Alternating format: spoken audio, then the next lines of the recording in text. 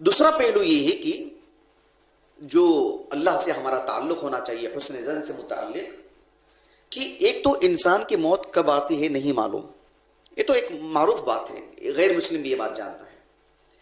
لیکن عمومی طور پر ہم جو دیکھتے ہیں کہ بزرگ حضرات جن کی عمریں کافی لمبی ہو چکی ہیں، 60 سے تجاوز کر چکے ہیں، یا ایک نوجوان بھی رکھ لیں کسی حادثے کا شکار ہو چکا ہے، بستر پر ہے، ہم دیکھتے ہیں کہ عمومی طور پر جو ہے ایک سامنے چیزیں آثار نظر آتی ہیں کہ بہت ممکن ہے ان کا انتقال ہو جائے گا.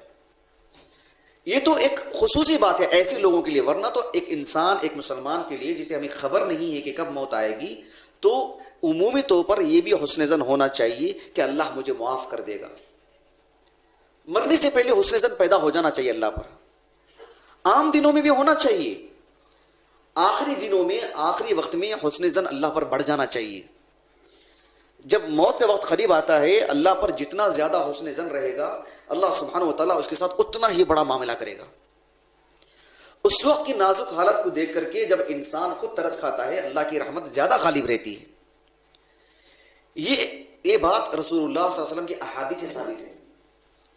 ایک حدیث ہے، صحیح مسلم میں آتی ہے یہ حدیث، صحیح مسلم میں امام مسلم رحمہ اللہ نے کتاب صفت الجنہ و نعیمہا، اس میں اس حدیث کو لے کر کے آئے ہیں. کتاب الجنہ و نعیمہا میں مکی کے ایک عالم ہیں جن کا نام ہے محمد ابن مسلم ابن تدرس رحمہ اللہ، 125 ہجری سن وفات ہے ان کا، لیکن علمی دنیا میں ابو الزبیر کنیت سے مشہور ہیں. جابر ابن عبداللہ رضی اللہ عنہما کے خاص شاگردوں میں سے ہیں. وہ کہتے ہیں کہ جابر ابن عبداللہ رضی اللہ عنہما نے ہم سے کہا کہ آپ علیہ الصلوۃ والسلام اپنے انتقال سے 3 دن پہلے ہم سے یہ بات کہی تھی، اپنے انتقال سے 3 دن پہلے، کہ لا يموتن احدکم الا وهو يحسن الظن باللہ عز وجل، کہ تم میں سے کسی کو موت اس حالت میں نہ آئے کہ اس سے پہلے وہ اللہ تعالیٰ پر حسن ظن رکھ لے. حسن ظن غالب رہنا چاہیے. عادتاً اللہ نے 60 سال عمر عطا کی ہے، اس کے بعد حسن ظن غالب رہنا چاہیے، اللہ معاف کرے گا اس طرح سے. کیونکہ عبادتوں میں وہ چستی نہیں رہتی ہے، آدمی آگے زیادہ نہیں رہتا ہے، تو پھر حسن ظن بہت غالب ہونا چاہیے.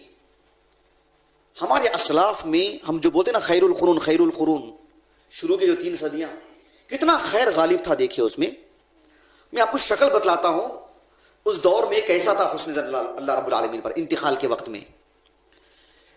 امام بخاری، امام مسلم، امام ابو داؤد، ان سب بڑے بڑے علماء کے ایک شاگرد ہیں جو علمی دنیا میں ابن ابی الدنیا اس نام سے معروف ہیں.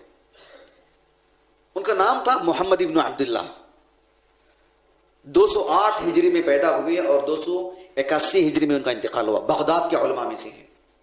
مؤدب تھے، یعنی جو عباسی خلفاء تھے ان کے بچوں کی تربیت کرتے تھے. وہ اپنے دور کے بہت عظیم مربی، تربیت میں خاص ملکہ تھا ان کو، ایک ہنر تھا ان کو تربیت کرنے کا. طبیعت ایسی تھی ان کی، چند لوگوں کو دیکھتے کہ چہرے اترے ہوئے ہیں، ایسی گفتگو کرتے کہ جو ہی بالکل خوش ہو جاتے. لوگ دنیاوی اعتبار سے ذرا مست ہیں، ایسی گفتگو کرتے کہ دل نرم پڑ جاتا. یہ ہنر تھا ان کے اندر. کئی کتابیں لکھی انہوں نے، چھوٹی موٹی 146 کتابیں انہوں نے لکھی. اللہ تعالیٰ کے فضل و کرم سے ان کی پوری کتابیں ایک جا چھپی ہیں، ہمارے پاس موجود ہیں الحمدللہ.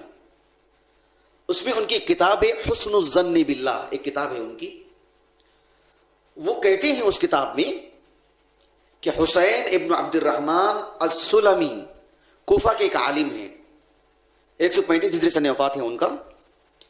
وہ کہتے ہیں کہ ابراہیم ابن یزید ابن قیس النقعی رحمہ اللہ، جن کا سن وفات 96 ہجری ہے، کہ اسلاف ایسے تھے، صحابہ تابعین، ان کا مزاج ایسا تھا کہ کانوا یستحبون ان یلقنوا العبد قبل موتہ، کہ اس دور میں ایسا معاملہ تھا کہ کسی گھر کے متعلق خبر ملتی کہ فلاں بزرگ ہیں، بستر پر پڑے ہوئے ہیں، یا کوئی حادثہ کا شکار ہے، بالکل آخری وقت میں ہیں، تو اس محلے کے بزرگ لوگ، بڑی عمر کے لوگ، نیک لوگ، صالح لوگ وہ سب ان کے گھر جاتے 102-3 لوگ مل کے, اور پھر ان یلقن العبد, وہ بندے کی تلقین کرتے تھے. کس کی تلقین کرتے تھے؟ کہ وہ اللہ تعالیٰ پر حسن ظن رکھے. ان یحسن الظن بربہ, کہ وہ اپنے رب سے متعلق حسن ظن رکھے کہ تمہاری یہ نیکی ہے, تمہاری یہ نیکی ہے, تمہاری یہ نیکی ہے, تمہاری یہ نیکی ہے. یاد ہے تم کو, تم اس دن اس برائی سے بچے تھے, تم نے فلاں سے تعلق قائم کر لیا تھا, تم نے یہ کیا تھا, تم نے وہ کیا تھا. تم کو اللہ کبھی ضائع نہیں کرے گا. ایسی باتیں ان کے سامنے کرتے تھے. پھر وہ اللہ پر حسن ظن رکھ لیتے. ایک مزاج تھا پورے محلے کا. ایک اور عالم دین کا انہوں نے قصہ لکھا ہے, معتمر ابن سلیمان, کوفہ کے تھے وہ بھی. معتمر, ان کے والد سلیمان, دونوں بہت بڑے علماء.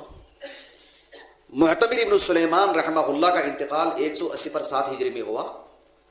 امام ذہبی رحمہ اللہ ان کے بارے میں کہتے ہیں کان رأسا فی العلم والعبادت کأبیہ, علم میں بھی پہاڑ اور عمل میں بھی پہاڑ. یہ اپنے باپ کی طرح تھے, علم میں بھی عمل میں بھی.